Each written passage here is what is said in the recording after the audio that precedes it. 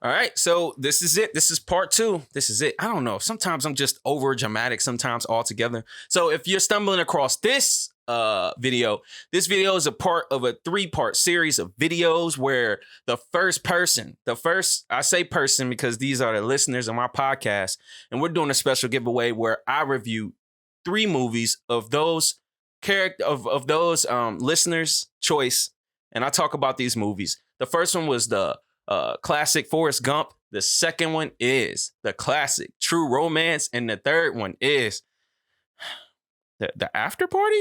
But anyway, we'll get to that later. But for now, you are in the spoiler room, a special segment from my podcast that I hide at the end of all of my episodes. Feel free to find a link in the description or even search the Novelty Podcast on Google. It'll bring you to me in some form of fashion. You can help me, support me. It's absolutely free. And I will tell you what's good on TV, or you can tell me I'm wrong. It goes both ways sometimes. So let's get into it. I want to review True Romance, a Quentin Tarantino sort of movie. So let's get into this one. So this one is very conflicting to me. So I watched it initially, and I'm not gonna lie, I wasn't that impressed. It took me a little bit to find out more background to really start to get an appreciation for this, and that background was probably Quentin Tarantino. So we all know this is famously, one of Quentin Tarantino's unloved children. So he wrote this thing, but the ending that he wrote was changed. And honestly, I agree with him. I think that the ending would have been better. I think they wanted more of a Hollywood ending, and they probably wanted an ending that would make it easier for them to make a sequel. But the ending that he wrote, I think that it was foreshadowed better, probably set up a little better for it. But when it comes down to movies like this, these I want to say like action noirs, like they got this whole feeling where it's just kind of like, incidents created by best intentions. And I always have appreciation for those type of things. I think if you took this exact same storyline, you shot it in 1940 with a lot of those writers who was killing it back then, it would still be something. It would be more of a classic than it is. Now it's kind of a cult classic. Made no money at the box office. Actually lost a couple $100,000, but you find a certain value in it. It's to this day, it's one of the reasons that I like Christian Slater.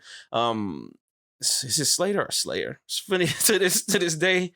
It's one of yeah, I got it. I got it. I know. I'm supposed to know who the hell Christian Slater is. I get it, but yeah, it's one of the reasons I like Christian Slater. And actually, a lot of the actors who showed up in this movie is actors I'm really big fans of. Honestly, they were probably overpaying. They had parts, where people had small parts, and these actors are very capable actors with very capable ranges, especially Gary Oldman.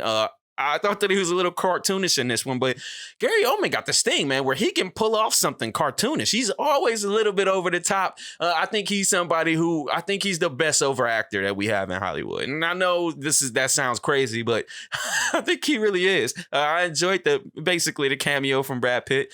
He was really zany in the 90s too. I really like that in the 90s. A lot of actors, they had a lot more free reign. You can tell it was a lot more, well, probably not as much now, but because now a lot of actors are allowed to improvise. You got movies like Thor, where they get to just improvise the whole time. That was kind of unheard of in the 90s. But when it came down to the artistic choices for the actors, how they wanted to act, they may have had to stay true to the dialogue, but man, they would really overperform a lot of the lines, and I think that it always worked out great. So let's talk a bunch of, there's a couple problems. So the problems, they're kind of minor, but I don't know how much I buy the True Romance. So I'm always on the fence. I'm back and forth about the notion of love at first sight, which is what you have to have here. You have to have the certain character. You have to have the perfect type of characters that, when they meet each other, they instantly fall in love. And this would make so much of the movie make sense. And it does make the movie make sense. It's like we fell in love. So, we're going to fight for our love, at this point. And that's True Romance. And in a lot of ways it is. But The movie kinda ended, at the end of the first act. It kind of ended like they when they killed Gary Oldman's character. It ended. You freed her from the bondage of her. I don't know. What do you do? What do you call prostitutes and pimps? Is that an arrangement, an agreement? I don't know, a contract. I don't, I don't know how you would regard that. But once he freed her from that, a lot of the conflict was over. They had to make up conflict in them taking the drugs. And then, that's when the movie started. So at that point, it kind of lost its way. But at the same time, because of that, that didn't hurt anything, because you had such great acting across the board, and you had such great directing across the board. I really like the directing in here. When I first watched it, though, I did think it was Tarantino. So many of the scenes was Tarantino-esque, because Tarantino is a master writer of dialogue. He just never missed with it. So when I felt his rhythm, when I felt his cadences, when I felt his substance, I was like, oh, okay, Tarantino was at it again. But it wasn't. It wasn't a Quentin Tarantino film. I'm cheating. I know. It wasn't a Tarantino film. I'm trying to find who directed the thing because I forgot his name. But Tony Scott. And Tony Scott did I think he did a great job with this one. But again, they put in a lot of foreshadowing in this one that Christian Slater's character would meet some peril at the end. Don't know if it was death, but if he died and he got a son, and she gave him a son, that's just as much of a win. So I think that, when you got Quentin Tarantino putting all of this love at the beginning of the script, and by the time that the script ends, that gets betrayed. On top of, that story, the romance being further tested, not being able to close as a proper arc by the end of the movie. I'm hoping I'm not getting too confusing, because there's so much, movie talk, character arc. That's a trigger word. A lot of people hear that and they're like, "Oh, you movie nerd," kind of stop listening.